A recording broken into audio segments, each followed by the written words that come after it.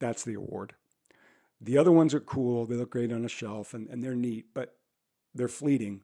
And while no one can take them away from you, the real cherished accomplishment to me, and that's just to me, is for people who have the ability to be able to do what they really, really want to do and pursue creative endeavors and make enough in return to support themselves. And certainly, Tané McClure has done that.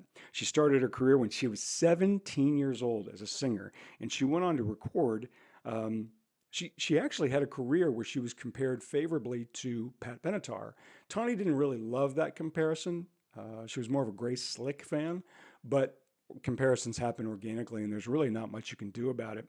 She had a song recorded in the 80s called Holdin' On that went to number 37 on the Billboard charts. Holding on, holding on. Now, I know we said, well, it's not 27, that's not 7, that's number 1. Think about all of the music that's recorded in a given year.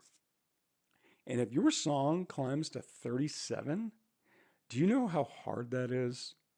She also recorded a song, just coincidentally, called Danger Zone in the 80s. That one really didn't find an audience.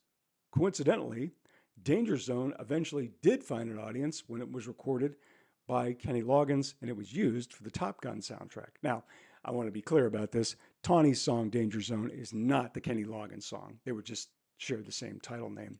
But speaking of soundtracks, Tawny did have 3 songs that were used on the Terminator soundtrack.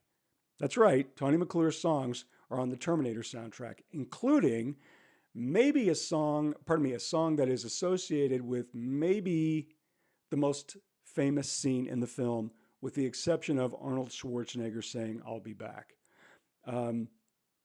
Please note that I made no attempt to mimic or do any kind of Arnold Schwarzenegger impression when he said, "I'll be back."